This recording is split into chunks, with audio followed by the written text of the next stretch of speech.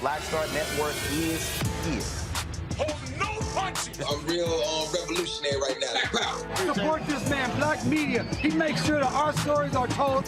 Thank you for being the voice of Black America, Roland. Stay black. I love y'all. All momentum we have now, we have to keep this going. The video looks phenomenal. See, there's a difference between Black Star Network and Black-owned media and something like CNN. You can't be Black-owned media and be scared. It's time to be smart. Bring your eyeballs home. You dig?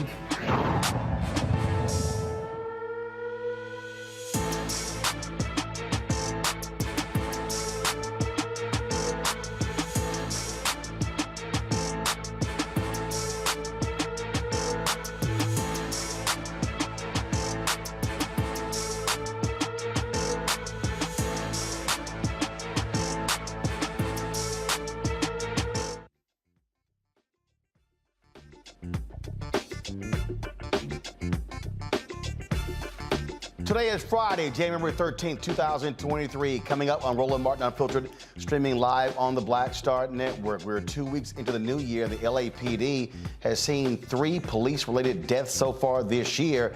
A retired LAPD sergeant will join us to talk about the history of the LAPD and what can be done to change this department. We have an update on the Houston Independent School District School Board. They voted not to terminate Jack Yates High School Principal Tiffany Guillory.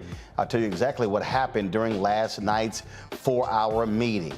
Student homelessness in the country has been a consistent issue over the past several years.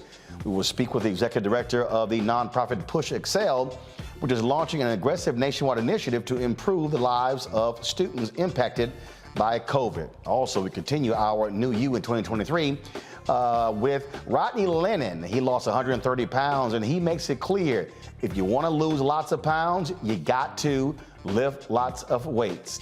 Folks, it's time to bring the funk on Roland Martin Unfiltered on the Black Star Network. Let's go. He's got it. Whatever the mess, he's on it. Whatever it is, he's got the scoop, the fact, the find. And when it breaks, he's right on time and it's rolling. Best believe he's knowing. Putting it down from sports to news to politics. With entertainment just for kicks, he's rolling. It's on go, roll, roll, y'all. It's Roland Martin, yeah. Rolling with Roland now.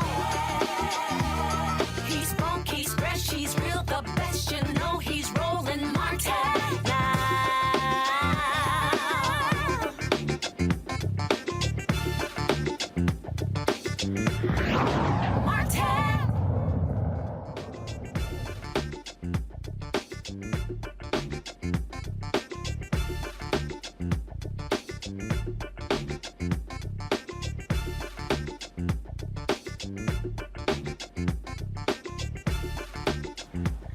With the history of racism and police brutality in the Los Angeles Police Department, this year is starting with an alarming trend. 3 people have been killed in 2 days. Takar Smith was killed on January 2nd. Oscar Sanchez and English teacher Keenan Anderson both died on January 3rd. LAPD officers fatally shot Takar Smith, who they allege had a knife.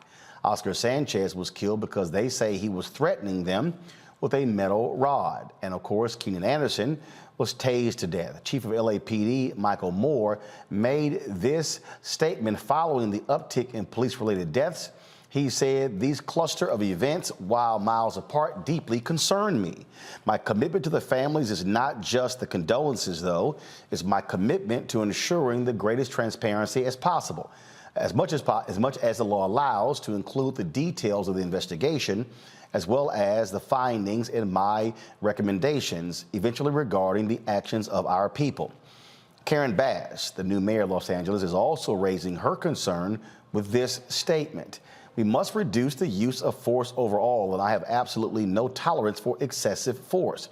We must also lead our city forward, finally, on the mental health crisis that has been allowed to grow, fester, and cause so much harm to individual Angelenos, their families, and our communities." Now, all 3 deaths are under investigation.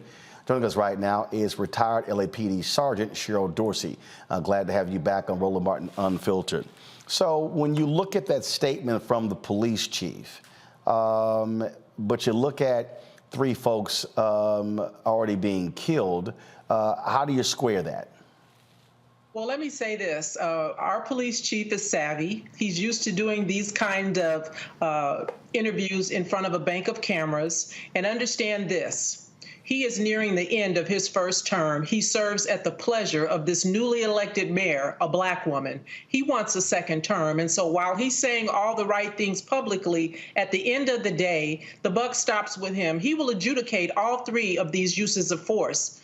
And he will determine what, if any, action will be taken. It could be something as simple as officers being retrained with regards to the use of the taser and deadly force, up to days off without pay, and ultimately termination. He has the final say with regards to all that, and we may never know because he said he'll do what and say what he can as the law permits. That particular point there about being, media savvy, he maybe wants to get reappointed by this mayor, and by saying that, well, this deeply concerns me, but again, when you look at her statement, the problem that I keep saying as well is you have to do something when you keep having these mental health crises and you have officers who are responding and they end up killing somebody. Well, let me say this about the 3 incidents, and they're all different, so we have to take them each individually. And so I call balls and strikes.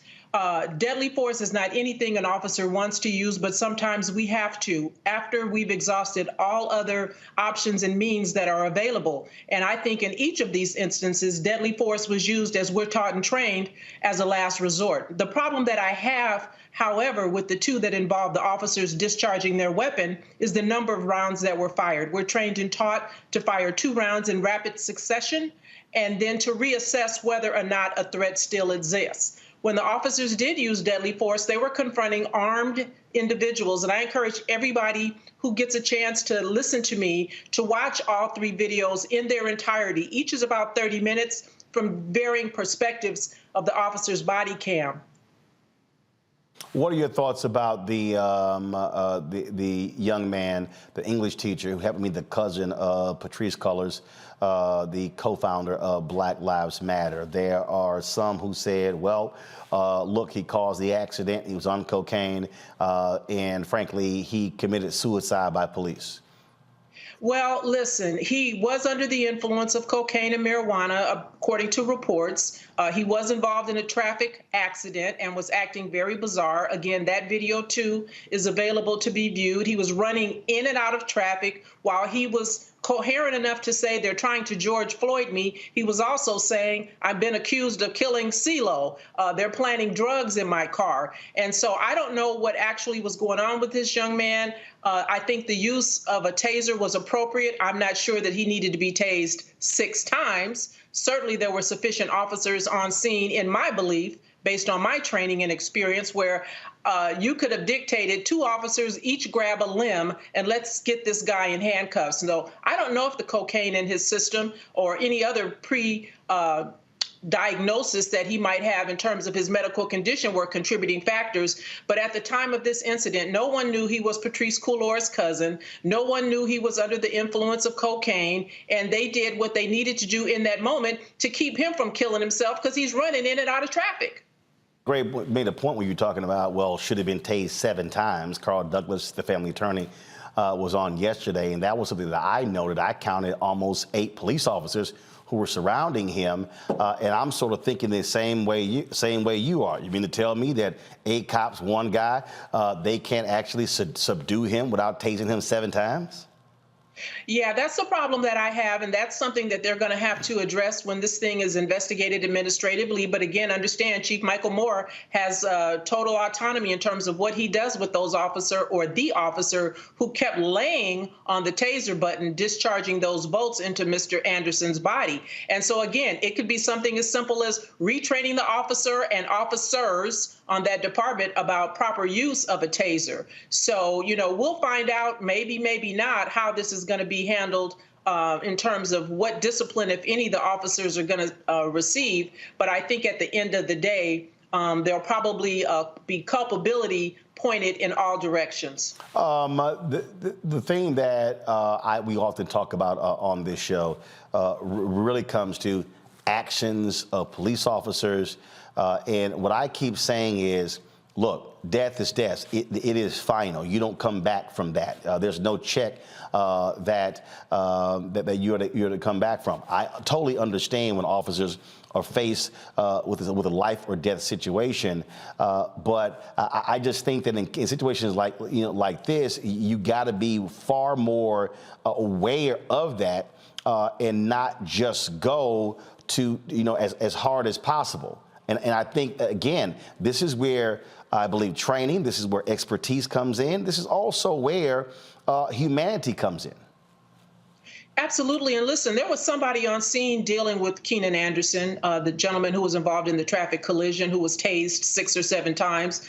Certainly somebody in that group of 8 officers that I counted could have said just what I'm telling you now. Hey, I need 2 people on his arm. I need 2 on his legs. And let's get this guy into custody. Tasing is appropriate, but the number of times that he was tased is problematic for me. And so the officer is going to have to explain why he thought it was necessary, because at some point, then it begins to look like punishment for not complying as opposed to trying to get someone into custody for their own well-being.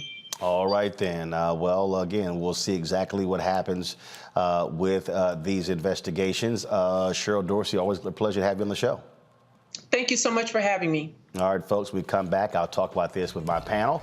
We'll also talk about some additional news, including what took place in Houston with the reinstatement of Jack Yates principal Tiffany Guillory.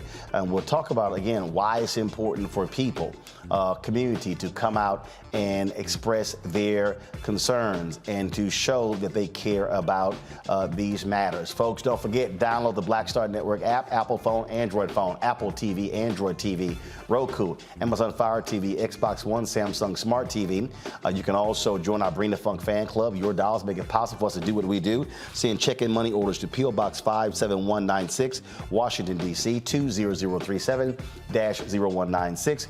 Cash App is $RM Unfiltered. PayPal is R Martin Unfiltered. Venmo is RM Unfiltered. Zelle is Roland@RolandSMartin.com. Roland@RolandMartinUnfiltered.com.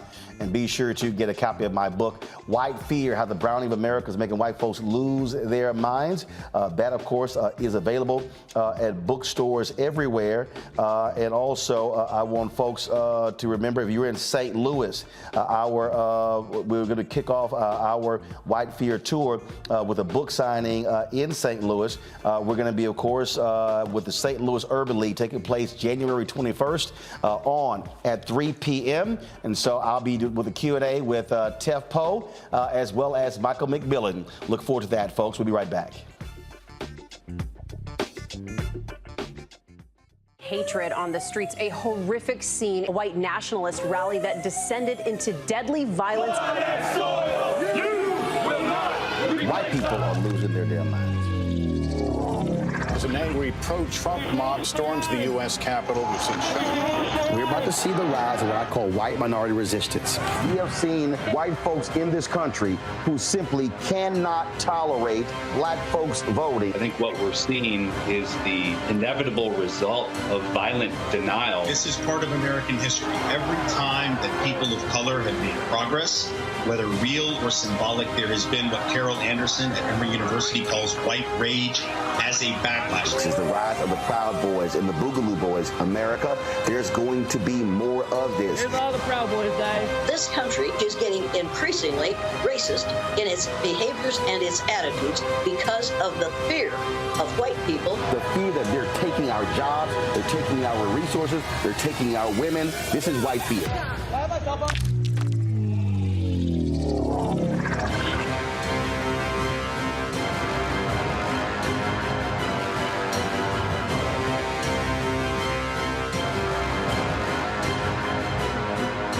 Most people think that these television shows that tell stories about who we are as black men, and then they paint these monolithic portraits of us. They think that they're being painted by white people. And I gotta tell you, there are a whole bunch of black folk that are the creators, the head writers, the directors of all of these shows, and that are still painting us as monoliths. The people don't really want to have this conversation. No, they don't.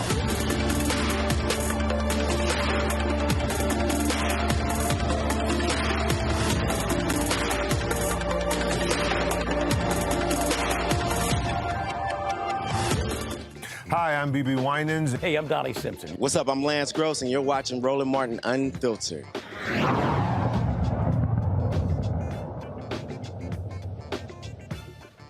All right, folks.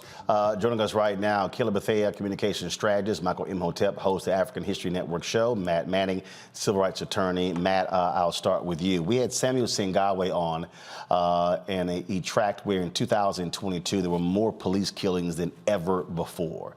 And you see these folks who are quick to make excuses. They're very quick to say, oh, why didn't you comply, things along those lines.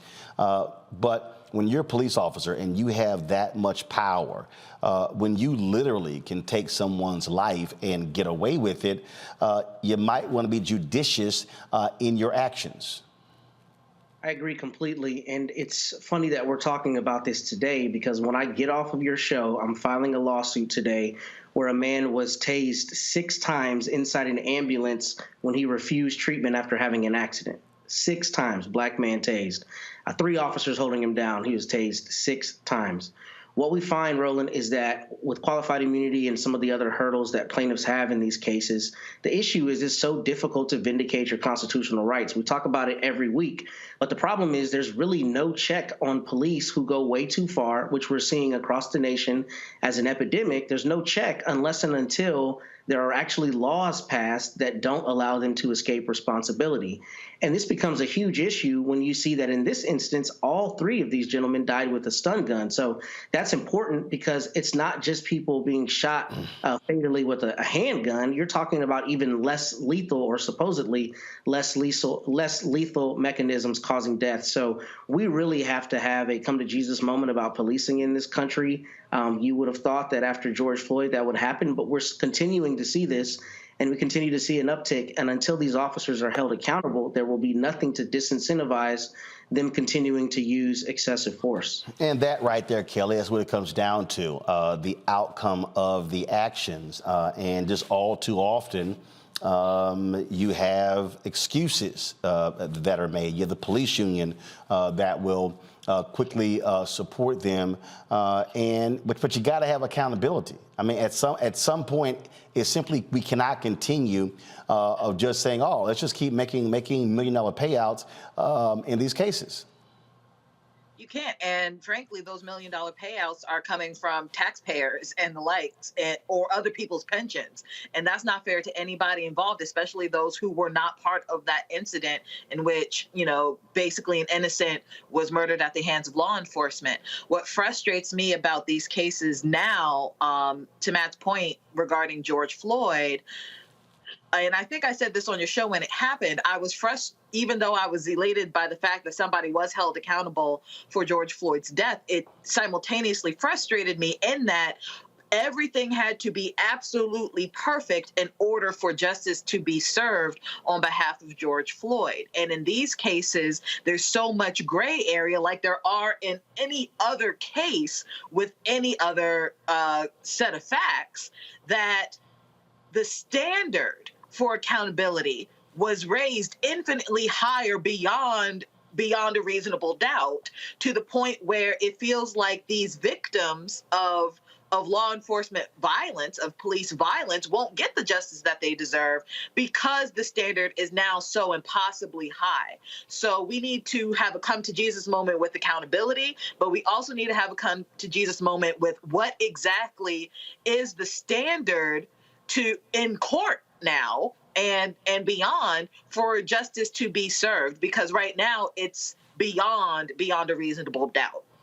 The issue here, Michael, what we see again continuing is that if your police departments, if you don't put real procedures in place, this thing is going to be like Groundhog Day. It's going to keep happening over and over and over. You also need to have, as Cheryl said, you need to have senior officers on duty actually use discretion, use leadership, and not allow things just to simply get out of hand. Yeah, I totally agree with that, and I would even go a few steps further than that. First of all, I'm glad you had Cheryl on the show somebody who actually has experience being a police officer, because unfortunately, a lot of times when these conversations take place, you may have activists on the panel or things like this, but nobody who's actually been a police officer before. So thanks, Roland, for having her on. Yes, you have to have accountability. Yes, you have to have policies in place, but to even go a few steps beyond that, you have to have officers who want to abide by the policies, number one, and you have to have those in leadership, sergeants, lieutenants, captains, police chiefs, et cetera, who will hold people accountable to the policies. And some of the coverage surrounding after the death of George Floyd and the Black Lives Matter protests and things like this, and various policies put in place in different cities, I heard people, whether it's activists or even police officers, many times say, we've had different new policies put in place, but they also have to be enforced. So that's the other thing. And one of the things that didn't come up in the conversation here, and I know you're limited on time, is that also we have to put out a clarion call when there are police departments around the country that are hiring right now, because they've lost police officers for various reasons, whether they left the profession, retired, what have you. African Americans, those who want to be the type of officers that we all say that we want to see, those who will preserve life, et cetera, we have to apply for these positions as well. And a lot of those people are going to be the ones who will want to enforce these policies and abide by the policies also. So it's a holistic approach to this.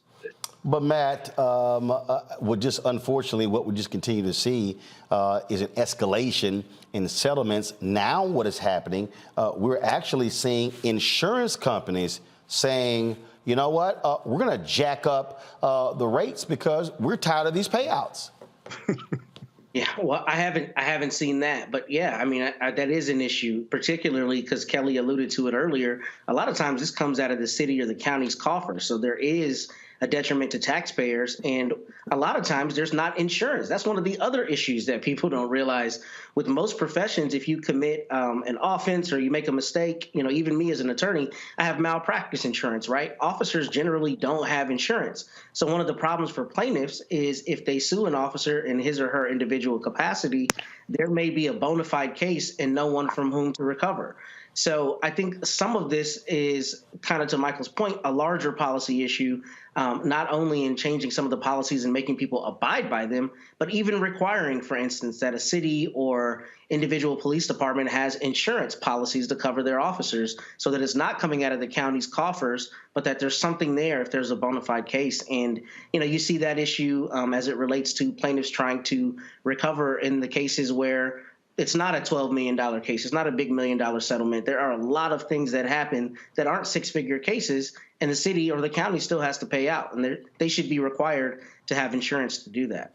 That right there, Kelly, really, I think is something that is critical. When we talk about these payouts, we talk about how these cities are responding to that. As I said, we're seeing folks say, we're tired of this. Was also interesting, and I just get a kick out of these law and order people who also are so-called fiscal conservatives who are real quiet with the hundreds of millions and billions of dollars in taxpayer funds that are being paid out.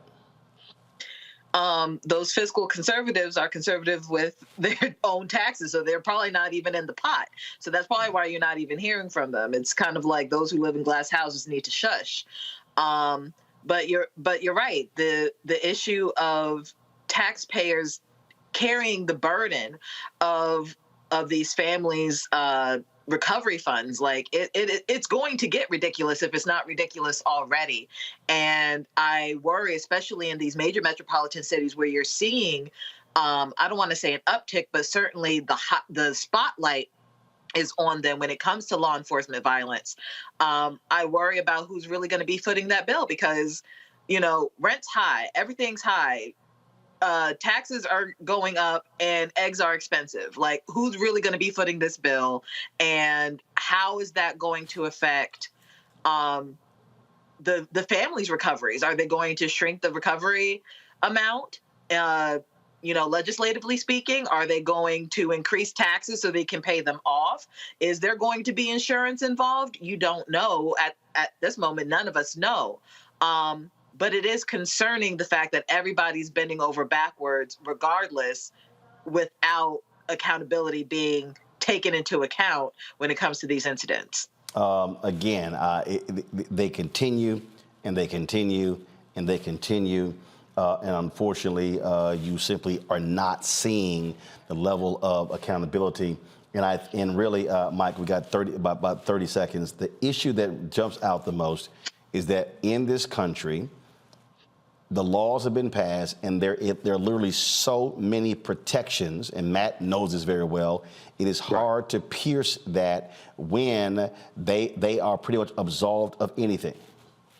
That is true, Roland, but one of the missing elements here and a strategy that I think should be employed and was missing when they tried to get the George Floyd bill passed through the Senate, even though Tim Scott blocked it, is each year, if you look at Fatal Force, which is the database from the Washington Post and information from CNN, et cetera, each year there are more white people shot and killed by police than African Americans. Yes, we're disproportionately killed. I understand that. But I think a strategy that should be used is talk about the white people who've been unjustly killed by police. Bring in those white mothers to a Senate hearing and talk about their baby unjustly shot by police, et cetera, and put a white face on it as opposed to just an African-American face. That's a strategy that I really think should be utilized and really has not been utilized widely so far. Yeah, but you also got to have white folks who step up to actually do that. That's a whole different story. I agree. All right, folks, got to go to break. We come back. We'll talk about community action, what happened last night in Houston, where we blocked the firing of the principal at Jack Yates High School. You're watching Roland Martin Unfiltered right here on the Black Star Network. On the next Get Wealthy with me, Deborah Owens, America's Wealth Coach, the number of people working from home has quadrupled to almost 30%. You're going to learn how you can now create your money space. It can impact your mood, your mindset, and your ability to get wealthy. Interior designer Nikki Klug joins us to share exactly what you need to do to create a winning workspace.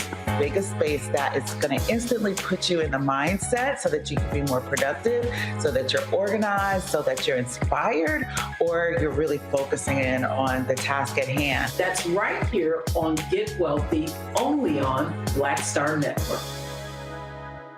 Next on the Black Table with me, Greg Carr. Our legal roundtable is back in session as we look at yet another potential landmark case being considered by the United States Supreme Court. This one is called 303 Creative versus Alennis, and may be the most important and far-reaching First Amendment, that is freedom of speech, case of our time. It could, depending on how the court rules, open the door for a return of Jim Crow segregation laws.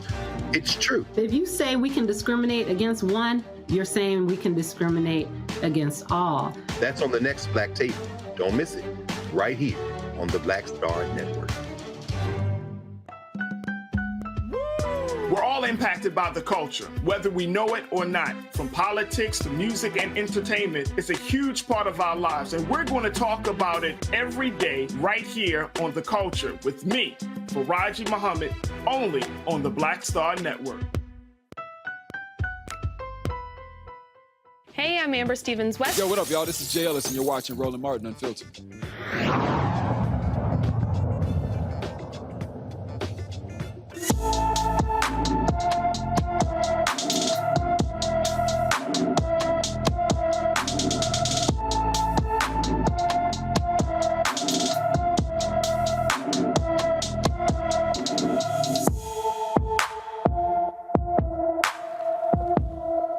Darian Jones left his Dayton, Ohio home on December 28th, and he has not been seen since. The 16-year-old is 5 feet, 7 inches tall, weighs 130 pounds with black hair and brown eyes.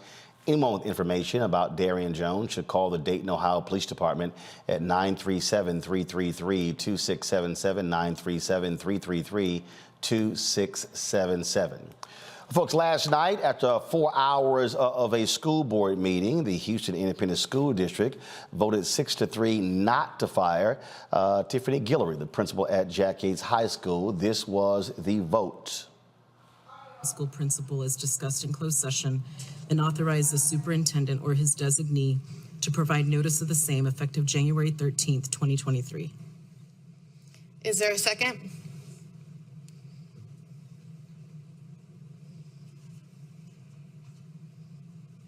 Second, Baker. We have a motion by trustee Cruz and a second by trustee Baker. Please vote.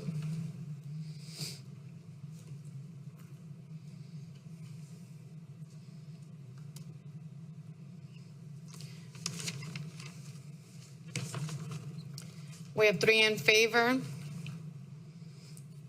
6 opposed, 0 abstentions. So with that, Tiffany Guillory will not be fired. She kept her job. Of course, she's been there for the last 5 years. The superintendent there, he was trying to move her out. They claimed, again, trying to fire her mid in the middle of the school year. They still have yet to actually explain to anyone exactly what the reason was. Clearly, the school board totally disagreed with that. But the thing here is that I don't believe for a second that if it wasn't for public outcry, if it wasn't for us showing up at the school board meeting, if it wasn't for folks mobilizing and organizing, they would have fired her. The silence would have led to that. I want to go back to my panel here. And this is the thing here, Kelly, that I continue to say, and I've been saying this for years, so no one can say, oh, now you're saying this right now. No, I've long said that we've got to have folks who understand mobilization and organization, and we've got to be at those board meetings, school board meetings, city council meetings, county commissioners meetings, state legislatures, you name it, expressing our concern. In addition to that action last night, there was a discussion about the redrawing of maps. And they were talking about how Hispanics in Houston want to use the overall demographics of the city to determine how the districts are drawn, as opposed to the number of citizens and people who are eligible to vote. All of a sudden, you go from almost 60% to 30% there as well. So they were walking through this process, and there were some board members who did not like how the new maps look. I covered City Hall. I remember going to committee meetings, and there are so many things that happen that get passed and people have no idea about. And then it's only when an issue arises and people are upset and angry when we show up. But we're being impacted daily, and unfortunately, you don't even have news media these days where you have reporters who are assigned. So stuff happens, and frankly, people have no idea. We've got to make this a practice of going to these places and making sure our voices are heard. Absolutely. You're right. You've been saying this for quite a while, but just to reiterate, even though it's not on television and in your face all the time, local politics really are your most important set of politics, because that is what is affecting you most directly, most intimately. Just because, President Biden is on TV all the time, not saying that he's not important. Your vote for president, your vote for Senate is just as important, because federalism and, this is how our government works. But when it comes to local politics, if you're not involved in those, that's when the silent heartaches and heartbreaks happen in your politics. That's how your teachers don't get paid. That's how your roads don't get paved. That's how, home taxes go up and things like that. You not voting for the things that are affecting you most directly because you don't see it in the media as often, that is what's going to be most detrimental to our democracy, you not paying attention to local politics. So you're absolutely right. Get into those board meetings, those hearings, those commission hearings, those, in D.C., your Ward 5 meetings, things like that, to make sure that the people who are affecting you most directly are actually representing you the best and in your best interest. Well, the thing for me here, Matt, that just sort of just drives me crazy. And look, I threatened last night. I told them point blank, you make this move, I will pull every dollar that I've given to the school and you will not get future donations. And somebody said, they were like, man, and then of course, I also said, I will have my cameras here and I will happily report on y'all every damn week. Now, why is that important? It's called, if they have the power, okay, they're the school board. But when you voice, you use your leverage and influence. And this is why I've been saying to fraternities and sororities, we've got to have our organizations, fraternities, sororities, Eastern Star, Prince Hall Mason, all these groups where we're showing up en masse, demanding to know what's going on and speaking up. Otherwise, our community gets screwed. And then after the decision is made, then people go, oh my God, what happened? Easy, because we weren't in the room. Yes, you're exactly right. It's funny, last night we had an event here in Corpus, and Dr. Janella Butler, who used to be the provost at Spelman, said almost verbatim what you did, that it's incumbent on the fraternities and sororities and other organizations to help mobilize and galvanize the community to be there. I don't disagree with that at all, full stop. I think you're 100% right. I do think, though, one thing that happens with government and with politicians is that they leverage the fact that we don't know every single thing that goes on. For instance, in cities, a lot of times decisions are made by a city board, right? Somebody's appointed to a city board, and then the city council just rubber stamps the board's decision. If you don't know the board exists, then you don't know the genesis of that decision. And I think there's a dual responsibility. We as citizens have to be better about finding information, but also the government has a duty, in my opinion, to make that information more accessible. Michael, every week on the show, talks about various things you can find at Congress, and he's not wrong. I mean, those things are there to be found, but sometimes they're very difficult to find. And I think government has a duty to make it clearer what's going on. I don't know that we can ever have direct referendums, but, you know, we're at a point now with the advent of technology where it's really not hard to apprise the people who are in your district as to everything that's going on. Choosing not to do so, I think, is choosing to leverage the reality that people don't always know what's happening, and therefore you get to promulgate rules and policies that sometimes keep the power dynamic in place and or, you know, hurt the people unbeknownst to them. But part of the thing here, Michael, the reason people don't know like we used to, again, is because we've seen the wholesale destruction of local media. The matter of fact, when I was at the Fort Worth Star-Telegram, there were two of us who were City Hall reporters. You go places now, you don't even have one reporter. Basically, no one is now covering. No one is covering school districts. No one is out here. No one is out here doing those things. And so the citizens really don't know what the hell is going on because you don't have coverage. It's not there anymore. Local media has been decimated. Absolutely, and it takes money to finance local media. The radio station, the African History Network shows on 9:10 a.m. WFDF here in Detroit. During COVID, they had to get rid of their news department because, during the lockdown, they couldn't go out and do interviews, things like that. We had declining revenue, et cetera. So they had to get rid of their news department. And when you see local media, local newspapers, et cetera, especially because of COVID, you've seen them have to, if there was a situation where most of their articles were free online, a lot of them have had to go to start charging some type of subscription fee, okay, to be able to pay their journalists, pay their writers, pay the people in the field who go out and cover these stories. So this is extremely important. This is why African American owned media is so important. And what would happen at the vote for Tiffany Guillory, this is understanding politics beyond just voting, okay? I talk about often how politics is the legal distribution of scarce wealth, power, and resources, right? And the writing of laws, statutes, ordinances, amendments, and treaties, their adoption, interpretation, and enforcement. We not only have to leverage our economics, but also our media to be able to push our agenda. And this is what you were able to do, Roland, at the meeting the other night. So, this is extremely important. And yes, fraternities and sororities, et cetera. But lastly, I'll wrap up with this. We have to, if we just look at the critical race theory push by the right wing, by conservatives.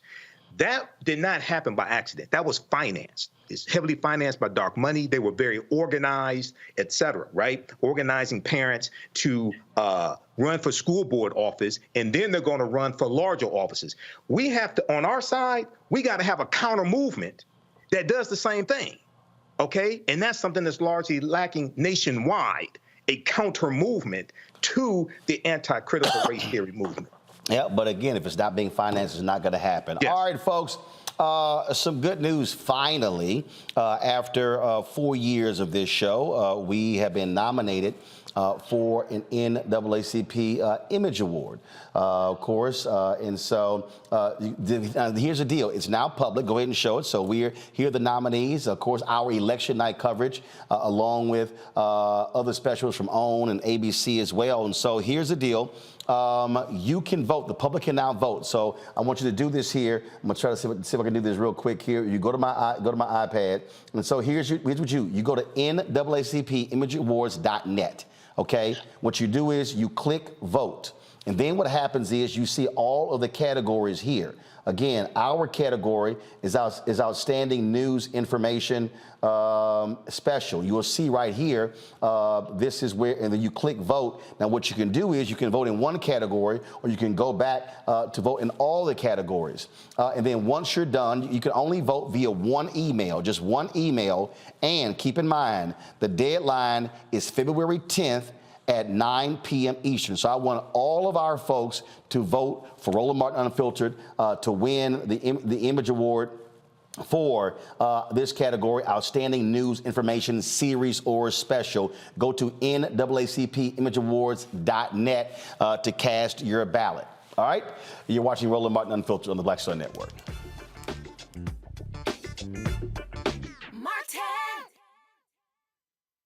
I'm Deborah Owens, America's Wealth Coach, and my new show, Get Wealthy, focuses on the things that your financial advisor and bank isn't telling you, but you absolutely need to know. So watch Get Wealthy on the Black Star Network.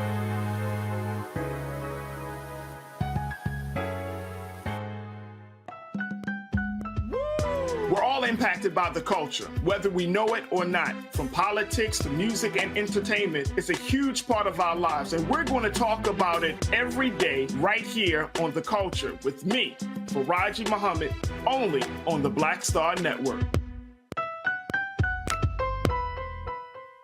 Pull up a chair, take your seat at the Black Table with me, Dr. Greg Carr, here on the Black Star Network. Every week, we'll take a deeper dive into the world we're living in. Join the conversation only on the Black Star Network. Hi, I'm Dr. Jackie Hood Martin, and I have a question for you. Ever feel as if your life is teetering and the weight and pressure of the world is consistently on your shoulders? Well, let me tell you, living a balanced life isn't easy. Join me each Tuesday on Black Star Network for A Balanced Life with Dr. Jackie. We'll laugh together, cry together, pull ourselves together, and cheer each other on. So join me for new shows each Tuesday on Black Star Network, A Balanced Life with Dr. Jackie.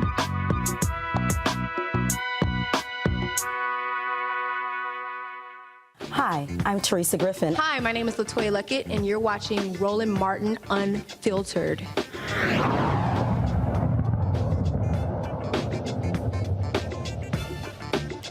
All right, folks, a D.C. family is demanding action in the death of 13-year-old Karan Blake. Blake was killed in Washington, D.C. on the 7th of January after a man thought the teen was tampering with cars. The unidentified man shot Karan, who later died at a local hospital. Though the shooter remains unnamed, Metropolitan Police say the shooter is black. The community is outraged at the police department. They have not released the suspect's name or charged him for what seems like a vigilante killing. During Tuesday's city council meeting, Blake's grandfather, Sean Long, said this about the lack of action. I didn't know you could get a gun permit and shoot someone for messing with the car. I'm black. If I were to kill a white boy in that street, they would have put me in jail. The police department's homicide branch is currently working with the U.S. Attorney's Office to determine if potential criminal charges will be filed.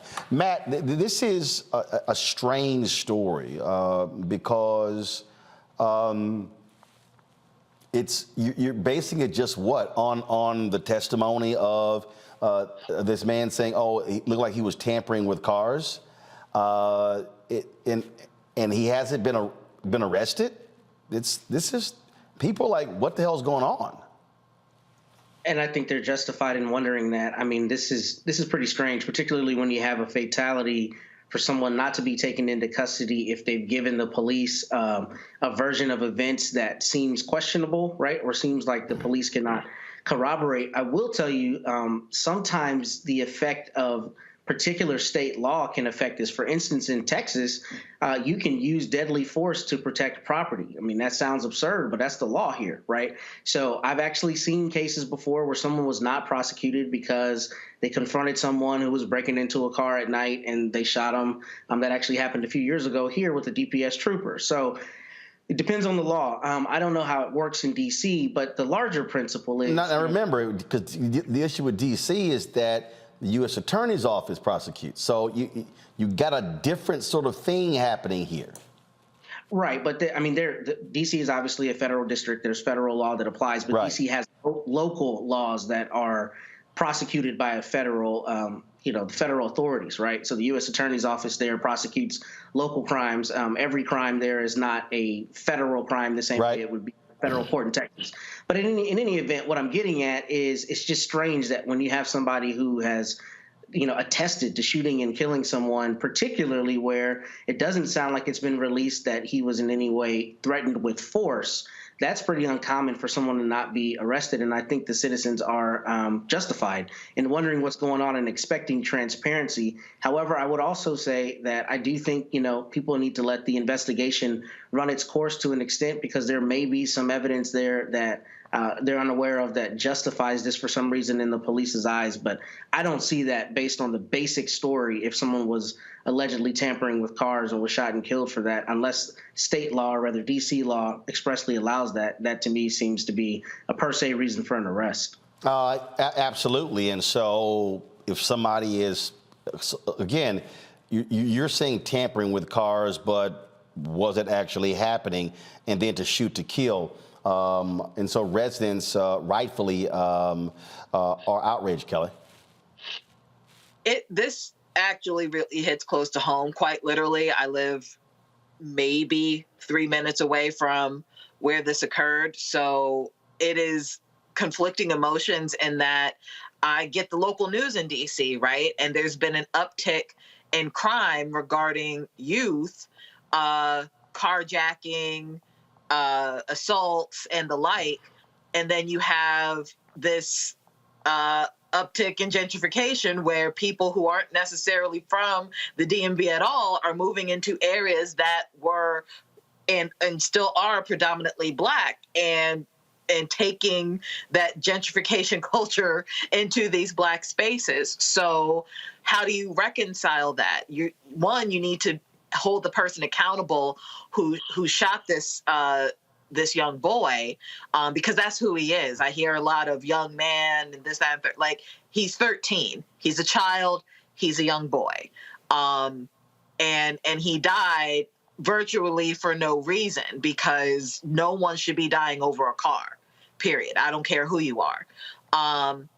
But also, like your lower third says, word on the street is that the alleged assailant is a DC government employee, one who is not necessarily an entry level or associate employee. So that the politics involved here are dicey, and it casts a huge cloud over this case, in that had it been anybody else, this person who allegedly killed this boy would be in jail right now. And the fact that that has not happened is putting a huge taint on this newly elected incumbent mayor. So, again, a lot of things need to be reconciled with this case, but at the end of the day, a boy is dead off of something that, frankly, we have no proof that he did, because he was killed before he was even remotely held accountable for what he allegedly did. So my heart goes out to the family of Karan Blake. My heart goes out to the community of Karan Blake, the community that has surrounded him with love for the 13 years of his life that is no more because somebody decided to kill him over a car. And what we're dealing with a lot of people who are upset, Michael, people who are angry with crime in different places around the country. But to Kelly's point, it's when you have somebody's dead and you kill someone over a car. But as Michael said, as Matt said, depending upon what the state law is, it's also allowed. Right. Yeah, because when we were first talking about state law, Texas first came to mind because there was I heard a case a few years ago where, as long as my understanding, if the car is on your property, you can use lethal force. Yes. To somebody's trying to break into your car. Yes. It doesn't matter if they're trying to get the moment they set foot on your property. Yes, you can use lethal force. Yes. Yes. In this case here, I read the piece from CBS News. There's still details that are missing. What prompted the person who shot and killed Karan Blake? How did things escalate to the actual shooter? And he is African American, by the way. Okay, I think it was stated here he is African American. The person who shot him. So there are a lot of details that are missing. Now, from my experience, and especially here in the city of Detroit, if you have a situation where you have a shooting like this, usually the name of the person who did the shooting is withheld until charges are filed, generally speaking, from my experience with this. But hopefully all the facts come out. And if this person is guilty, if this was an unjust killing, then absolutely they should go to prison. If it's a situation where it was, I'm not saying it is self-defense, but I'm saying if evidence comes out and it was self-defense, okay, that's something different. But hopefully all of the facts will come out here so we know exactly what happened. And then, you follow the facts and hopefully justice will prevail. All right, folks, the New York jury has ordered two Trump organization companies to pay $1.6 million in fines. That's the maximum they could have been hit with. The Trump Corporation and Trump Payroll Corporation were ordered to pay the maximum allowed by law because of the 15-year tax fraud scheme orchestrated by the Trump Organization executives. Trump Organization was convicted of 17 counts of tax fraud and other crimes in December. Executives doctored the company's books to avoid paying taxes on lavish perks from Manhattan apartments, luxury cars, and private school tuition. Prosecutors did not indict Donald Trump, but his longtime executive is sitting in Rikers prison right now. The wife of an Iowa Republican was arrested for 2020 voter fraud charges. Kim Fong Taylor, the wife of Republican politician Jeremy Taylor, who ran for Congress in 2020, was arrested and accused of 3 counts of fraudulent registration and 23 counts of fraudulent voting. The 11-page indictment alleges Taylor visited numerous households within the Vietnamese community in Woodbury County, where she collected absentee ballots for people who were not present at the time and filled them out and cast those ballots herself. Taylor is also accused of signing voter registration forms on behalf of residents who were not present. She's facing a maximum of 5 years in prison. Knows how quiet a lot of these Republicans are? Okay, folks, the Chicago Bears, they have a new team president and CEO. He is Kevin Warren. He will replace Ted Phillips, who is retiring after 40 seasons with the Chicago Bears. Warren brings a wealth of experience as he's worked with the St. Louis Rams, Detroit Lions, and Minnesota Vikings.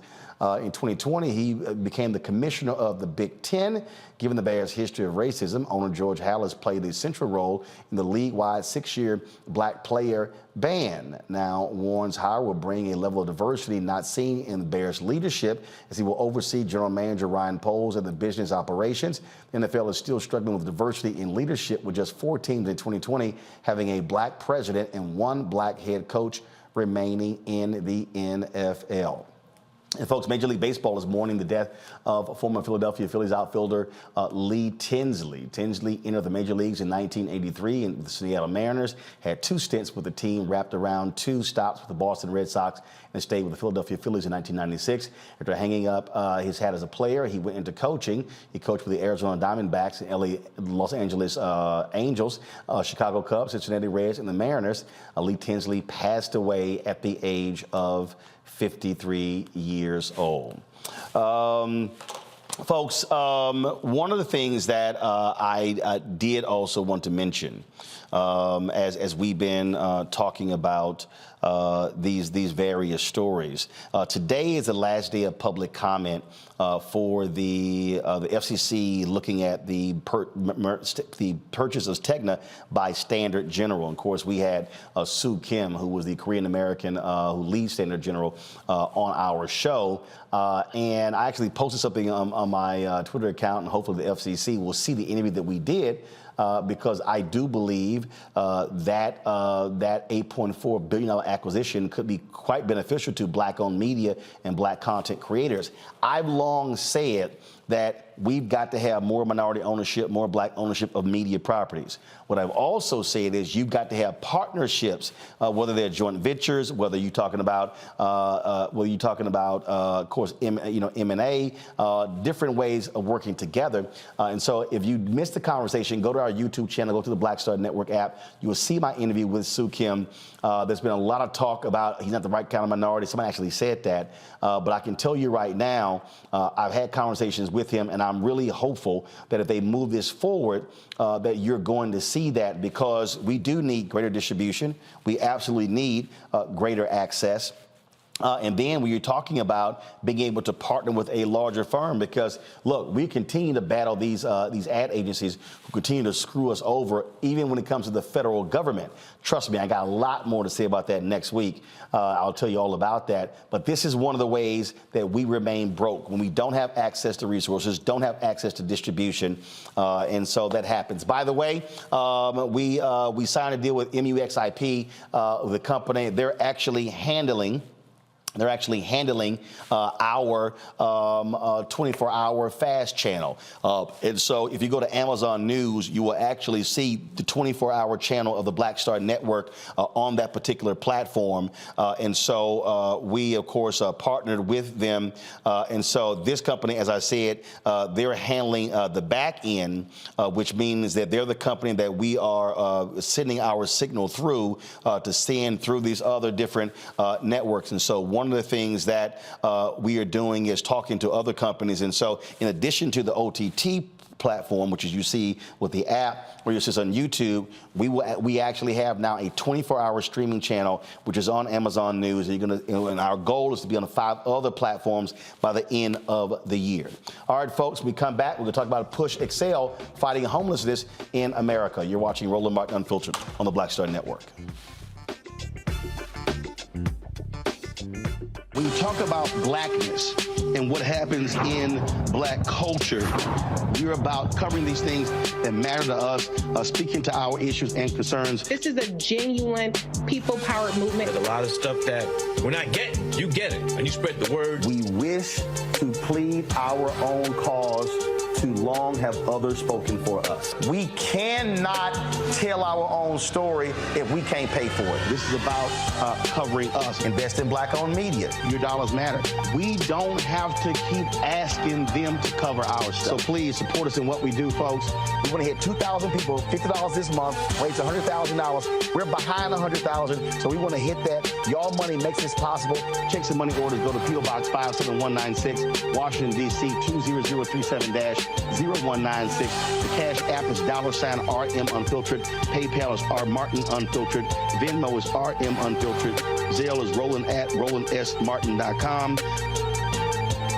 On the next Get Wealthy with me, Deborah Owens, America's Wealth Coach, the number of people working from home has quadrupled to almost 30%.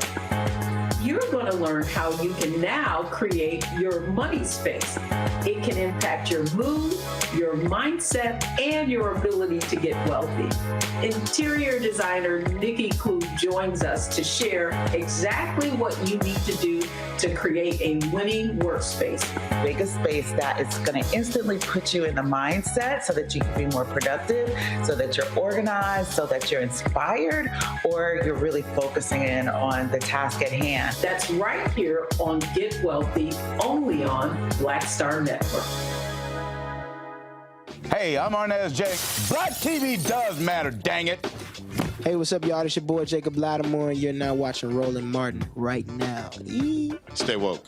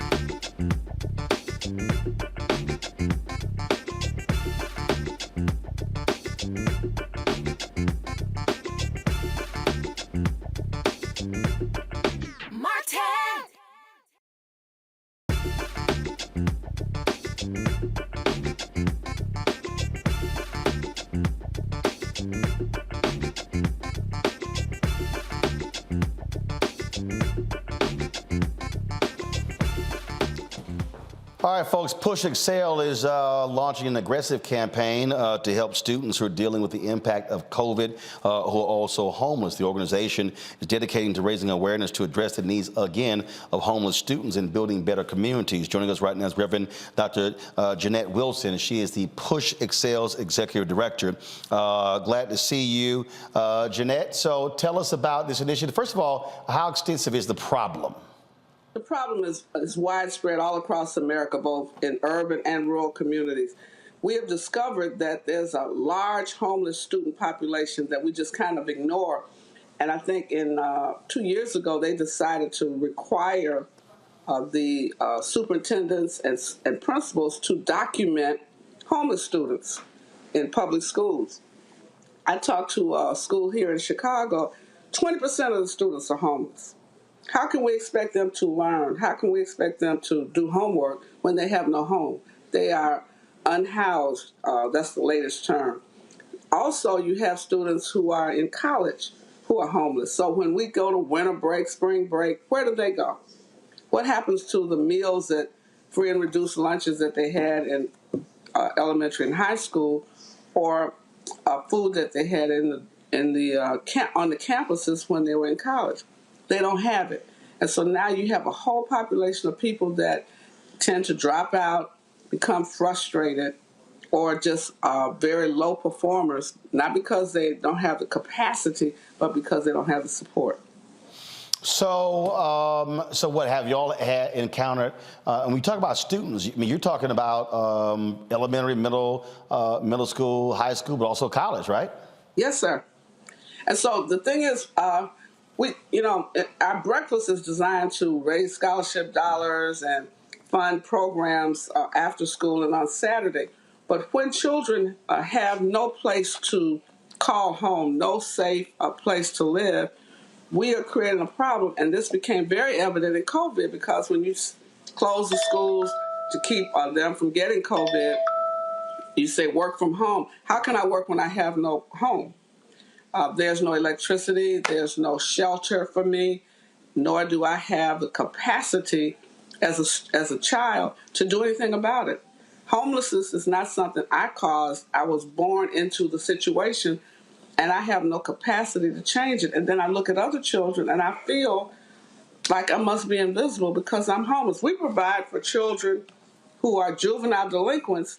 They get 3 meals a day and a place to stay. We do not provide for children who are homeless and have not presented a problem to the school system. We are presenting a problem to them because we're ignoring their homelessness. We've been dealing with, we've been talking about this here, what we've been seeing across the country, frankly, of college students having housing issues at various universities because they are, overbooked. But the thing that also, again, jumps out at me is that when we talk about, again, this issue, how pervasive it is. And so we talk about, we keep, again, I was just, last night I was at the Houston Independent School District, and I had somebody who was some white conservative radio talk show host who tried to be critical of us getting Tiffany Guillory her job back. And he was like, oh, well, look at these scores, and so she was running an awful school. Having no clue about the economic conditions of the students in that particular neighborhood. People don't realize the number of kids who literally come to school every day starving, who come to school and have not taken a bath or changed clothes, or, we can go on and on and on. Right. And so, and what COVID also did was it exposed so much of that, because when they couldn't go to schools, they couldn't get meals. They couldn't get meals. And think about this. Most shelters are not family shelters. So if I'm a mother with 2 or 3 minor children, I have a difficult time even going to a shelter at night with my children. One shelter, I visited shelters all night one night, one of the coldest winters. And we saw children with their hands pressed against the glass because they were in a room with other children they did not know, but they were homeless also. Parents in another location, women one place, men another place. We're treating these children like they've done something wrong. As you look at migrants at the border, we have the same situation inside our borders with homeless, unhoused children. And it's not fair to the children. We must be better than that. And so I'm suggesting that pastors, they should visit the schools closest to their churches or faith institutions, find out the homeless population, and then begin to see how you can help address it. At my church, as an example, we're going to start a dinner program. Children should not leave school having had the 2 meals that the school may provide and then go to a place with no food. At least we can do that. So first of all, with this initiative, is there a certain amount of money you're trying to raise? No, first I'm just trying to raise consciousness. That's why I'm glad to be on your show, because you're a man of faith. The Reverend Roland Martin, most people don't know. No. That's my wife. I'm bootleg. She got papers. Bootlegging, but you got a book. She got papers. You got papers, but you got the heart for it. And so we need to raise the consciousness. We talk about homeless in very detached terms. It is very personal with students. They didn't ask for it. They didn't do anything to deserve it. We must do something about it. If I can house a juvenile delinquent and give them 3 meals a day, a warm place to stay, cool in the summertime, warm in the winter, and a uniform, I can do the same thing for students whose parents cause them to be homeless. Similarly, colleges and universities must address the homeless student population. You can't just shut these dorms down, close the school down, say it's winter break, spring break. You go somewhere. Go where? And it's incumbent upon the corporate community. It's incumbent upon the school community, the cities. We have vacant buildings in our cities. Open them up, convert them to homeless condos for students. Questions from our panel. I'll start with you, Kelly. Sure. With this initiative, obviously, across the country, this is an issue. Are there other cities that you are focusing on? Are there cities that have reached out and are interested in partnering? What is the process with that? Well, I follow the Dr. King's model of nonviolence. First, we have to do some research to find out the homeless student population in in regions of the country on the East Coast, West Coast, which we know is just an alarming rate of homelessness, the North and the Midwest and the South. And then there is an act that says that schools are supposed to monitor and document the number of homeless students. I don't know that they're doing that. Every state, every city, every county. And then secondly, we must convene our elected officials. The heads of these county boards of elected officials, city council members need to be looking at homelessness in their wards, their legislative districts, and then we must reallocate resources to provide for it. Next up, Michael. All right, Reverend Dr. Jeanette Wilson, thanks for coming on and sharing this information with us. And looking at some of your information on your website, Push for Excellence was co-founded by Reverend Jesse Jackson in 1975. And then also your, I think it's your chairperson is Judge Greg Mathis. Can you talk some about the history of PushExcel, why it was founded in 1975, and some of your, beyond the breakfast, some of your accomplishments over the years? Well, it was started by Reverend Jackson and a number of educators, Dr. Alma Martis, Dr. Mary Frances Berry, who was a Civil Rights Commission for Education, Dr. Alvin Poussaint, noted psychiatrist, because it seemed that so many African-American students were not motivated to excel based on their class, based on segregation and other factors. Students just did not seem to be pushing for excellence. So Reverend Jackson used to visit high schools all across the country, and he would have the students say, I am somebody, I may be poor, blah, blah, blah, blah. And then he began to ask students, why aren't you getting A's, and why aren't you studying 3 nights a week? Why don't you turn off the television? And they just didn't have the motivation. There was no parent-teacher collaboration where parents expected their children to go to school and attend every day and to do well like most of our parents did. They didn't have teachers who felt that I don't care how poor you are, I don't care what your parents don't have, I expect you to do well in my class, and you can do well, and therefore I'm going to help you excel. All of us on this panel know our teachers. Got it. One great teacher, you remember her. I remember Miss Tatum, Miss Talley, English teacher, and she remembered me. I was speaking at a church. She introduced me several years after I graduated. I was just honored to know she remembered my name and everything about me. That's what teaching was. And so Reverend Jackson decided we have to get our young people to begin to see themselves. If my mind can conceive it, my heart can believe it, I can achieve it. Giving them those motivational phrases. He partnered with... I got real quick, Jeanette, I got about 20 seconds before I go to break. If somebody wants to support PushExcel, where do they go? Go to pushexcel.org and make a contribution. You can text the word MLK23 to 41444. MLK23 to 41444. All right. I appreciate it. Thanks a bunch, and good luck with the breakfast on Monday. Thank you so much. Got to go to a break, folks. We'll be right back on Roland Martin Unfiltered on the Black Star Network.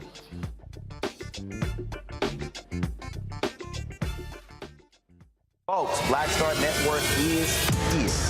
Hold no punches. I'm real revolutionary right now.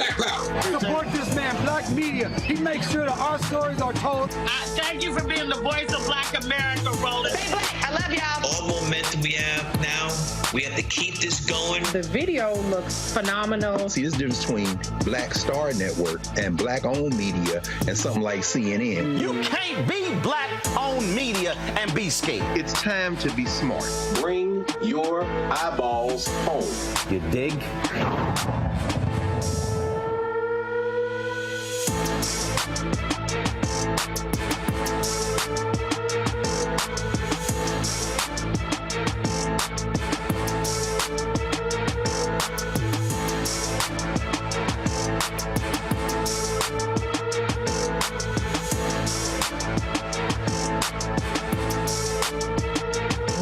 people think that these television shows that tell stories about who we are as black men, and then they paint these monolithic portraits of us, they think that they're being painted by white people. And I gotta tell you, there are a whole bunch of black folk that are the creators, the head writers, the directors of all of these shows, and that are still painting us as monoliths. The people don't really want to have this conversation. No, they don't.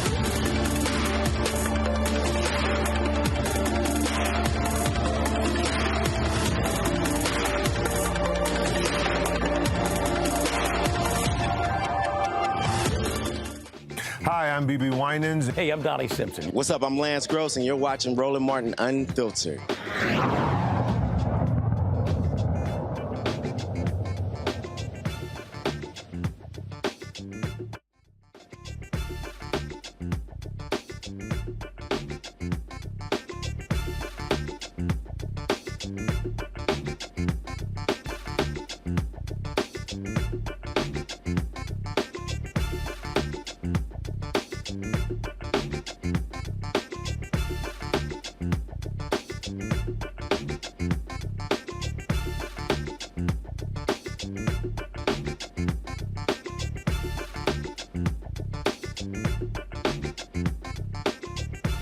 All right, how many times have we told you on this show Republicans do not care about black voters, that they also greatly believe in voter suppression?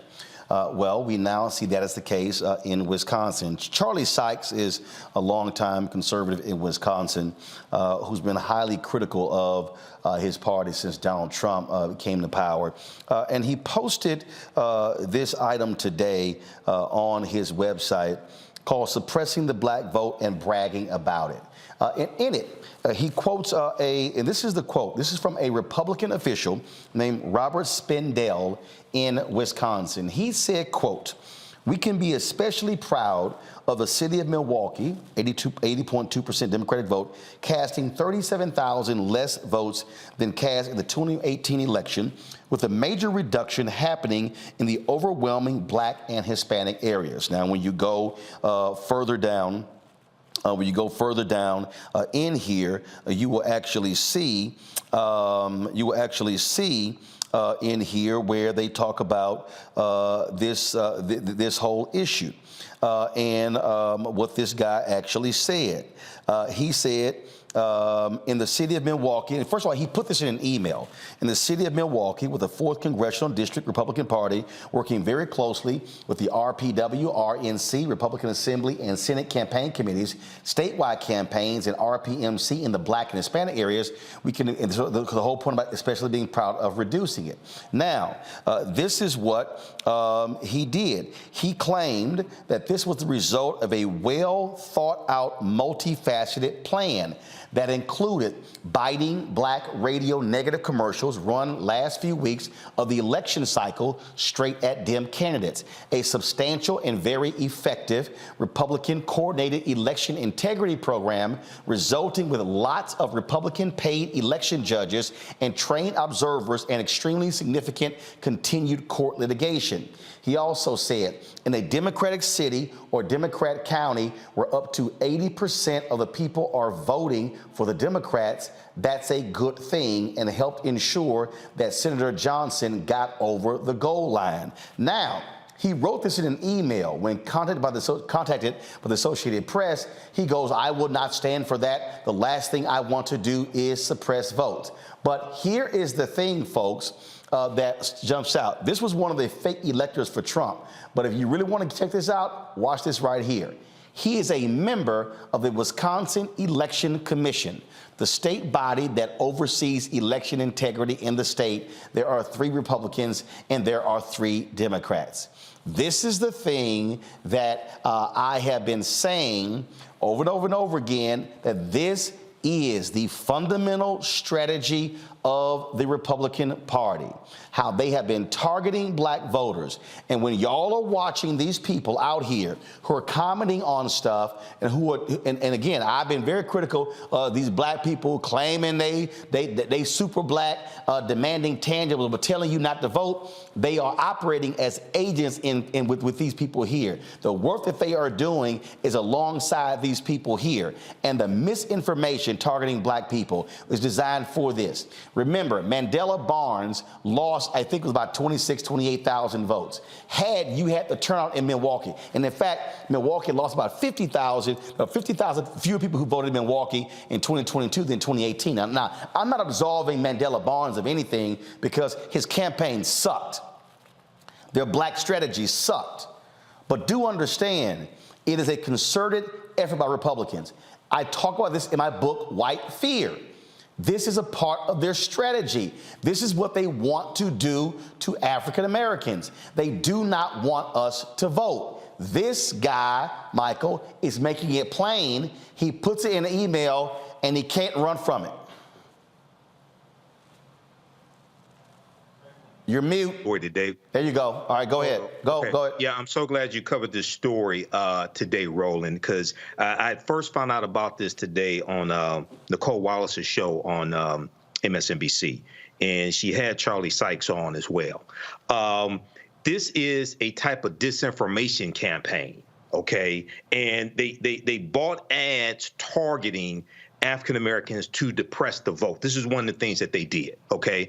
This is why we have to be so educated and knowledgeable about politics and understanding how this misinformation is fed to us to suppress our vote. If our vote didn't matter, why are people spending money to keep us from voting? And then you have the black social media pimps who don't understand politics, don't understand history, don't understand law, don't understand economics, who feed into this and spread this to our people to boost their social media platform. So we got two enemies. We got white supremacists like this guy, but we also have ignorant black people who put this mess out here as well. So this is why your show is so important. You know, Kelly, when we talk about these things, we talk about what they do and how they're doing this. This is not a one-off. This is happening all across the country in multiple states, and black folks need to understand they're doing it because they are scared to death of our potential power. Correct. And it's sad because instead of trying to find ways to garner our vote, to mobilize so that we as black people could, dare I say, become Republicans, be more conservative. There are incentives for fiscal conservatism in this country. Some of the key tenets of being a Republican, that's not what they're about. That's not what people like this man are about. They are about preserving the power based off the color of their skin. And because we don't look like them, they don't care that black people aren't a monolith and that there's plenty of political ideologies to spare to the Republican Party. Because we do not look like them, because we are not white, they are not trying to have us in any type of right-wing set of politics. So it is sad, but it is expected. You know, Matt, and look, we just had the midterm elections. Folk better understand they are going to do even more of this in 2024. Black people need to be in position, need to be preparing for this and readying ourselves, because the last thing they want is to see Democrats control the Senate and the White House in 2024. That's exactly right. And we need to, as a people, recognize that we are under attack. It's not coincidental. We're under attack. And this is a perfect example because this is a brazen email where he had the caucasity, if you will, to try to back it up and say, no, I'm not, trying to diminish black votes. But you see it there written, clear what the strategy is. So we do need to be informed, and we need to be galvanized, and we need to expect chicanery to come down the road, because we know that's what Republicans are doing. They're playing for keeps.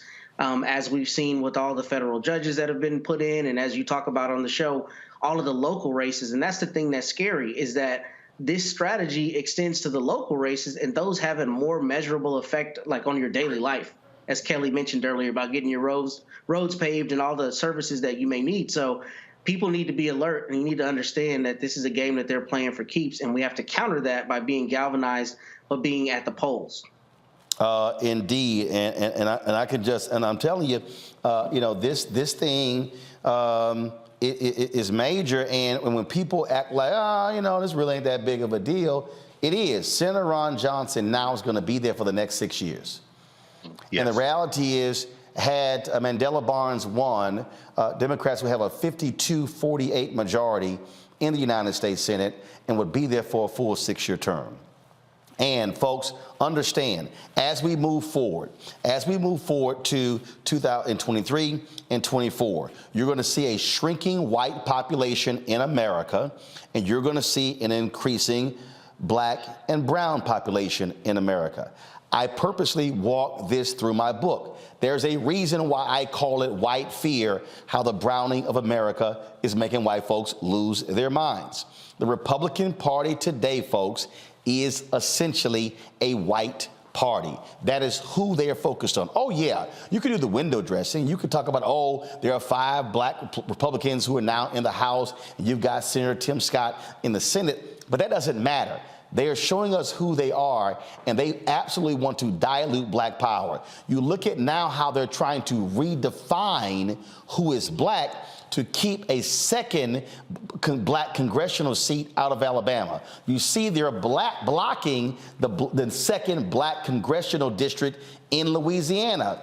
They do not want to see 60-plus members of the Congressional Black Caucus. That is the last thing they want to see. And so we had better stop playing games, and we had better understand that we can ill afford as black people to be voting at 30, 35, 40% of our numbers. Those numbers must be at 65, 70, 75, 80 to counter the things that they are doing. That's why, don't forget, folks, to get a copy of my book, White Fear, How the Browning of America is Making White Folks Lose Their Minds. You can get that book, again, numerous bookstores. You can download your copy from Audible as well. And then, of course, so next Saturday, January 21st, my White Fear tour, we're going to be in St. Louis. I'm partnering with the St. Louis Urban League and also my man, rapper and activist Tef Poe. We're going to do an in conversation with him and Michael McMillan, taking place at the Urban League's offices, 1408 North Kings Highway, St. Louis, Missouri 63113.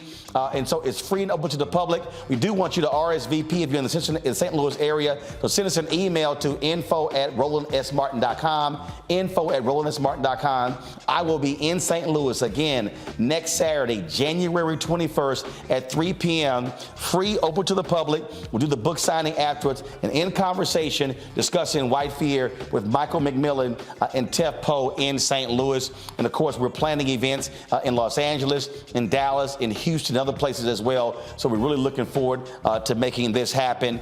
Hey, if you're watching on YouTube, I want you to hit the like button, y'all. We should be over 1,000 likes, all right? Same thing. Are you on Facebook? Hit the share button. If you're sitting here, any of these platforms, we want you to share the information with us. Let people know that we're on and what we're doing, because again, ain't no other show out here doing what we're doing, giving you this kind of information. While they focusing on entertainment and what the hell Kanye is doing, we're actually talking about the issues that matter to black folks. We also want you to support us in what we do, of course, by downloading our app, joining our Bring the Funk fan club. Got to go to a break. We'll be right back here on Roland Martin Unfiltered, right here on the Black Star Network.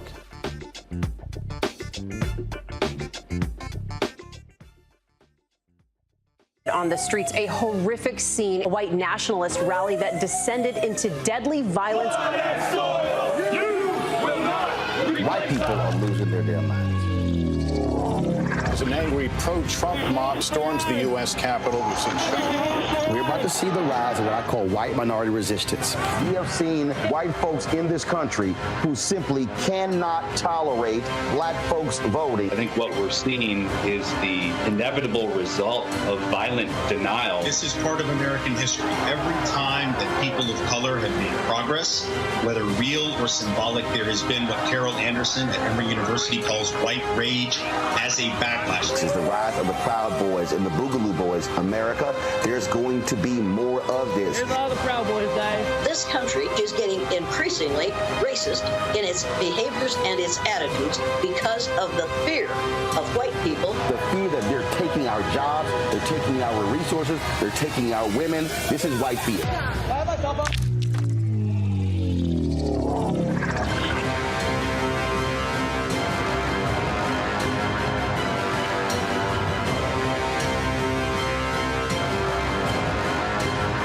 Pull up a chair, take your seat. The Black Table with me, Dr. Greg Carr, here on the Black Star Network. Every week, we'll take a deeper dive into the world we're living in. Join the conversation only on the Black Star Network. Hello, everyone. It's Kiara Sheard. Hey, I'm Taj. I'm Coco. And I'm Lily. And we're SWV. What's up, y'all? It's Ryan Destiny, and you're watching Roland Martin Unfiltered.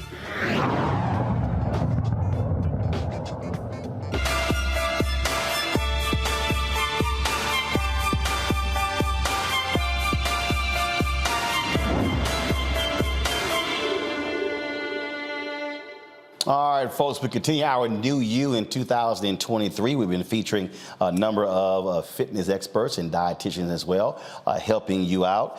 We previously had Rodney Lennon on the show. Rodney, of course, lost more than 100 pounds. You look at his Instagram page and Twitter page, he often is talking about really encouraging men and fathers to lose weight and to stop making excuses in doing so. And one of the things that he talks about a lot is that if you're trying to lose a large amount of weight, and that is large amount of weight, which is anywhere from 40 to 100 pounds, you really are going to have to be lifting weights to do so. And so he joins us now from Atlanta. Rodney, glad to have you. And so, Rodney, when you talk about that, and I've seen a lot of your videos, you're not saying, hey, don't do cardio. I see these other commercials that are running on YouTube and others where they're like, oh, you're wasting your time on the treadmill. Because I've seen you where you say, no, I get my cardio in, but you're emphasizing that. And we had Cheryl Grant on the other day, as well as Funk Roberts, and they both said, as you get older, you have to utilize the weights in terms of building muscle mass. Yep. Because again, Roland, as you age, the first thing that's going to go is your strength. So especially as fathers, you got a wife at home, you got kids at home, you got a career to focus on. So as you're going through that journey of dealing with all your responsibilities and losing weight at the same time, it's imperative that you lift heavy weights. Not saying you got to go be a bodybuilder or nothing crazy like that, but you want to lift the weights that can challenge you as a man. So whatever you can safely handle for anywhere between 8 to 20 reps, that's what's going to help stimulate that good muscle growth. Because again, a lot of brothers are trying to lose this weight, but they're worried about having loose skin or being saggy or just looking like a deflated version of themselves once the weight comes off. But that's where the weight training comes in at. You can do all the cardio you want. Yeah, that's going to bring the number on the scale down. But when it comes to recomposing your body, helping you look totally different, making that amazing transformation, going from wherever you're starting at to where you want to be, that's where the weight training is going to come in at. So we're talking about, okay, when you're talking about weights, okay? First of all, obviously it goes to how much. Also, resistance bands. So let's say somebody doesn't have access to weights. Your thoughts on the use of resistance bands? So when we say weight training, that's just one form of resistance training. It's a lot of forms of resistance training. So you do have weights. You have resistance bands. You have TRX suspension training. You have cables. You have machines. It's a lot of different things. You also have dumbbells and kettlebells, things like that. So all of those things fall under the category of resistance training. Even body weight, air squats, push-ups, body weight dips, body weight lunges, right? All of these things are still stimulating some kind of muscle growth. When you stimulate that muscle growth, that's going to help your body overall, speed up your metabolism, help with insulin sensitivity, right? And also, too, again, going back to what you talked about right off the bat, helping you age gracefully, right? As we get older, the first things we're going to do is lose our ability to stand up or to get ourselves up off the floor, right? But this is where the weight training comes in at, to basically delay that whole process for as long as possible. So, how many days a week? Because that's one of the issues there. And then, is it back to back? Do you spread it out? Is it 2 days on, 1 day off? What do you recommend? Me personally, I'm a big advocate for anywhere between 4 to 6 days a week based on how advanced you are. 4 days is a great place for anybody to start. That's just Monday, Tuesday, taking Wednesday off, Thursday, Friday, taking Saturday and Sunday off. But if you're more advanced, you can do 5 days a week. That's Monday through Friday. Or if you're more advanced, like some of my other guys, because a lot of the career-focused fathers that I work with, these guys have an athletic background, right? These are the guys who went to college, played ball.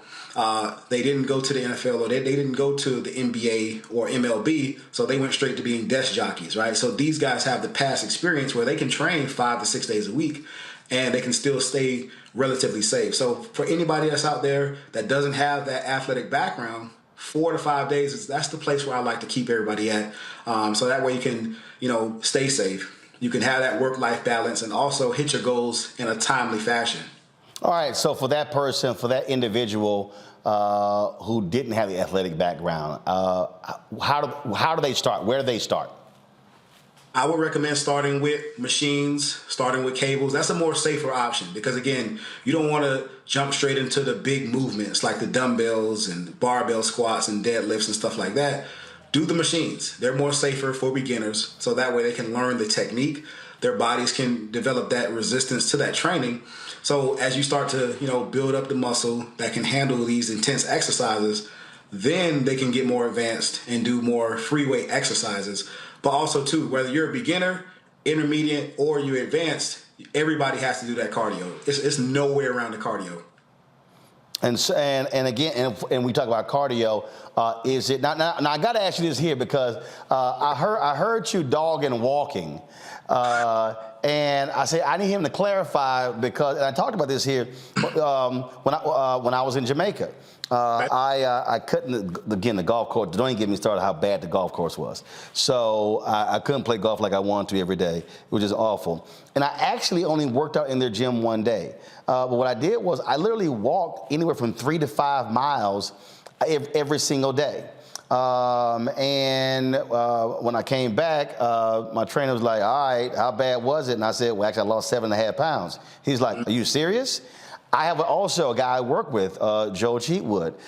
Joe dropped almost 40 pounds, and his whole deal was he was walking anywhere from 5 to 7 miles a day. And so talk about that, because I think your video said you said walking is not a workout. So explain that. Okay, so when I say walking is not a workout, right? Walking or non-exercise activity, that's the activity that we do outside of strenuous workouts or strenuous activity, right? So if walking was a workout, right, every trainer in the country would say, hey, listen, you're coming to me at LA Fitness or my private gym for a session. Let's go strap on our shoes and we're going to go for a walk. That's not the case, right? So when I say walking is not a workout, it is a great form of exercise. It's beginner friendly, it's low impact, and it will burn calories. It will help you lose weight. But we're talking to people who are anywhere between the ages of 28 to 48, maybe a little bit older, right? You're still able-bodied. So a workout is some form of resistance training and some form of cardio. Right. So again, what I think, how I saw what you're trying to tell people is, look, again, if you're trying to lose large amounts of weight, yes, you can do your walk, you can do that, but you're gonna have to add something else to it because you also have to accelerate that as well. Yeah. So the goal of weight loss, Roland, is burning calories. You want to always be burning calories all around the clock. So just using myself for an example, right? Not to pick anybody out or single anybody out. When I was working in the warehouses, banging my head on the wall to become a logistics manager, I would work out, do my weight training, I would do my cardio before work, literally lay around, do nothing all day. I would go into work with maybe 1,000 steps for the day total. But by the time I got off, right, I would probably rack up 15,000, maybe 20,000 steps. I would have to literally sit around at work and do nothing to just get 10,000 steps for the day, right? But that's still, whether I got 10,000 steps or 20,000 steps, that still is not my main source of exercise. Yep. I got it there. All right. So we're going to do this here, folks. We're going to go to a break. We're going to come back with questions from my panelists here. And again, so I want y'all to do this here. If y'all missed our previous segments, I want you to go to our Black Star Network app, go to our YouTube channel. You can see those as well. One of the things we're going to be doing, we're going to be breaking these out and actually posting them as individual segments and then creating a series on our YouTube channel and the app. That way you can see all of them all grouped together. And we're not stopping this. Of course, we have our Fit, Live, Win segment every single Monday, and there are other folks we're going to be having on talking about these issues because our goal is real simple, is to give you as much information as possible. I'm not telling you follow what Rodney says or follow what Terry Stark says or follow what Cheryl Grant says or follow what Funk Roberts says. It's really about what you choose to do and what you're comfortable with, and that's really what our goal and strategy is. And so that's what we're trying to do. And so we want to help you. And the other thing is this here, because like somebody, matter of fact, somebody sent me a text and they said, man, let's do a weight loss challenge. We can do some great content. And I said, no. I said, I'm not interested in that. Because really, it's not even really about a weight loss contest. What it really is how are you changing your overall plan? And I actually said this, I did a video on Instagram that when I was in Jamaica, I realized how crazy my life was in 2022 when I looked at how many people had access to me, who was texting me, who was calling me. So guess what? The workout was all thrown off, the eating was thrown off, the sleep was thrown off. And so I had to make these adjustments in those other areas because they all go together. And so again, that's really what this is about, is sort of just getting you to think differently about this and changing your approach. And so if you're sitting here saying, man, look, I'm trying to change my diet. Well, if we can get you to drink more water, that's why we have experts talking about that and the value of that as well. Getting you to cut back. And I think, Rodney, part of the reason also losing the 7.5 pounds in Jamaica, did not do any processed foods for 10 days. That's the piece as well. So no cookies, no chips, anything along those lines. And so we're trying to give you as much information as possible to make you better, to make you healthier, but also just to change how you feel and provide you with more energy. And so that's why we're doing this. All right, folks, YouTube, hit the like button. Facebook, hit the share button. Same thing on the app. You support us, download the Black Star Network app, Apple phone, Android phone, Apple TV, Android TV, Roku, Amazon Fire TV, Xbox One, Samsung Smart TV. You can also, of course, help us by joining our Breen and Funk fan club. Send your check and money orders to P.O. Box 57196, Washington, D.C. 20037-0196. Cash App, $RM Unfiltered. PayPal is R Martin Unfiltered. Venmo is RM Unfiltered. Zelle is RolandSMartin.com, Roland@RolandMartinUnfiltered.com. And be sure to get a copy of my book, White Fear, How the Browning of America is Making White Folks Lose Their Minds. Download your book from Audible. And we're going to be in St. Louis, January 21st for our White Fear tour at the St. Louis Urban League. Kick us at 3 p.m. Send us an RSVP, info@RolandSMartin.com. I'll be back.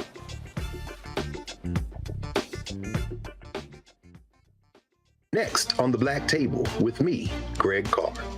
Our legal roundtable is back in session as we look at yet another potential landmark case being considered by the United States Supreme Court. This one is called 303 Creative versus Alennis and may be the most important and far-reaching First Amendment, that is freedom of speech, case of our time.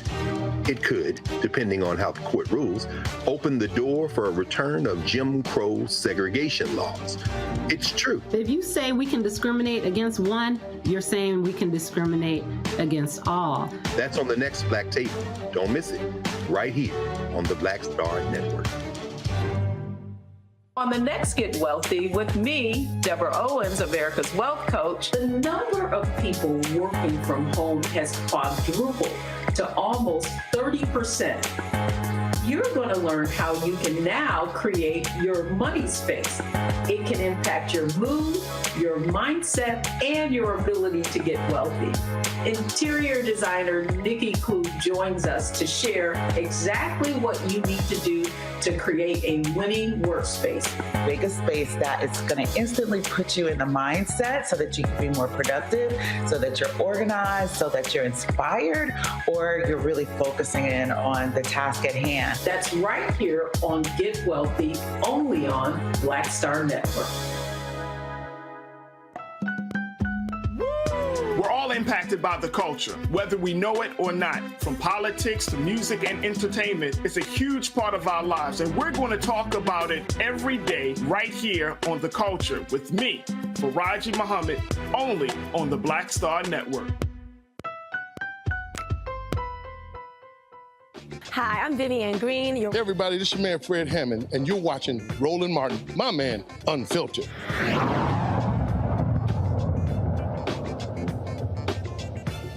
All right, folks, welcome back. Rodney Lennon joined us out of Atlanta. Let's get started with our questions. Matt, you're first.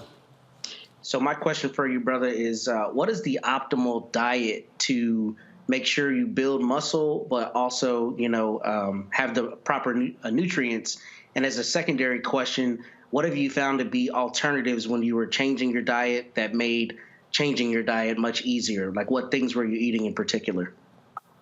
Okay, so the main diet that's going to work the best for you, it's not going to be a fixed diet. It's going to be taking the foods that you already enjoy and putting those into a structured regimen that you can commit to on a day-to-day basis. So the foods you like, if you like steak, if you like shrimp, chicken, fish, right? If you like rice or potatoes and broccoli and asparagus, whatever the foods you enjoy, find the foods that you can stick to day in and day out, and those are the best foods for you to build your daily nutrition around. So one more time, can you walk me back through your last part of the question? Yeah, the second part of the question was what in particular did you find to be alternatives or things that you were able to transition to that you weren't already eating that you found helped you make healthier choices? So for me, I really just looked at the foods that I was eating on a daily basis, and I really just doubled down on those. So for example, when I was at my heaviest, 330 pounds, the foods after I pulled all my bank statements and credit card statements, I discovered that it was only 3 main foods I was eating that was getting me overweight. And that was Mexican food, some kind of Jamaican or island Caribbean food, right? Or I was eating a lot of Asian style foods. So I started incorporating those foods that I enjoy already into my daily nutrition. All right, Matt, that's it? Yeah, that's it. Thank you. All right, Kelly. Sure. I was just looking at your Instagram page, and first and foremost, I love how you focus on Black fathers because they are so necessary. Black men, Black fathers are just so necessary. And I guess my question to you is, on the Black woman side of things, we already have a lot of influencers rather telling us, give yourself grace and be kind to yourself and things like that. I like how on your page you're saying, do the work and, go easy, not necessarily go easy on yourself, but what is some of the language that you use for your clients to basically encourage them to give themselves grace in a world where Black men aren't given that much grace, if any? Well, I just tell them to focus on the journey and not the right now. Because a lot of guys, they can get overwhelmed, they get discouraged, they get beat up by life day in and day out.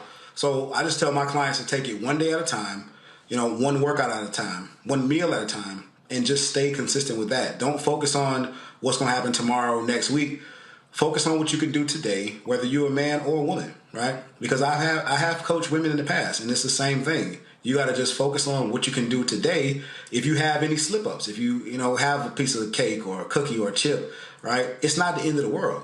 You have to analyze, hey, what happened that made me turn to these foods again, analyze the situation and move on from it. Like keep it pushing and then work to make it the next day without doing those same things. All right, Kelly, that's it? Yes, sir. Michael. Awesome. All right, Rodney, thanks for sharing this valuable information with us. Back in October 2022, I started back working out regularly. So I work out 5 days a week now. I've lost 15 pounds and probably 2 or 3 pant sizes. So I do a mixture of, in addition to cardio, I do a mixture of resistance bands and weights as well. Talk about the advantage of resistance bands when it comes to constant tension on the muscle, as opposed to like free weights, but also how resistance bands are better for your joints as you get older. Well, resistance bands, they do have their place, but they are safer. They're a safer option for guys who are just getting into working out. They don't want to put too much strain on their joints or their ligaments, right? So they can be used both 3 ways, actually. Before the workout, they can be used during the workout to keep constant tension on the muscle, to keep you from pulling anything like that. And also, too, for stretching at the end of a workout, especially when, it's very hard for us as we age to stretch our legs out and stuff like that. They can definitely be very helpful at the end of a workout to help you get a very good stretch and cool down from strenuous exercise. Okay, thank you. And the thing there on the resistance bands is the same thing with the weight machines, Rodney. It's not trying to hurry up and get them done real quick. It's actually doing a lot slower. Yep. Keeping that constant tension on the muscle, right? Feeling the workout, focusing on each body part that you're trying to develop, because that's the overall goal, right? Some guys got certain body parts they want to develop, chest, their arms, their back, or whatever is the body part they want to bring up. But just being consistent with that, focusing on what you're working on, that's going to help you get that overall physique that you're working for. All right, pull this information up if folks actually want to reach Rodney, folks. This is how you can do so. His Instagram and Twitter is RLENFIT. Website is RodneyLennonFitness.com. Of course, email is there as well. I'm actually this real quick. I saw this story in the Wall Street Journal where they were suggesting that kids who are obese should be put on drugs. Something tells me you would disagree with that. You say kids that are obese, Roland? Yeah. No, kids that are obese, man. This is why I coach fathers, right? Yes, I have coached ladies in the past, right? But again, I start with the head of the household. Because once we change our habits as men in the household, I hope you're in your household. If you have kids, you need to be in your household, right? But again, by us changing our habits, it's a trickle effect. We don't have to force anything on our children. We just got to set the example for our kids. Like my boy, he eats I'm sorry, I don't want to curse on here, but my son almost eats everything I eat, right? And again, our children look to us. We are their first example in life, period. So if you your habits, your kids will be greatly affected by the decisions you make. All right. Rodney Lennon, I appreciate it, man. Thanks a lot. Awesome, Roland. Have a good night. All right, thanks a lot. Mac, Kelly, Michael, we surely appreciate y'all being on the show as well. Thanks a bunch. Folks, I will be in Wichita, Kansas on Monday, speaking of their MLK event, so looking forward to that. I hope you guys have a great weekend. Congratulations to the Deltas for their anniversary. The AK's anniversary is, I think, Sunday or something like that? Deltas today, AK's on Sunday. Don't forget the Sigmas. Yeah, but that passed, so we already talked about that. You late. January 9th. No, you late. See, all y'all could be in January, but there's only one that's in December. All right, folks, we'll see y'all Monday right here, Roland Martin Unfiltered on the Black Star Network. Of course, we always end Fridays showing all the people who are on our Bring the Funk fan club. And so it's a lot of names. It takes a while. Here we go. See y'all next week. Holla!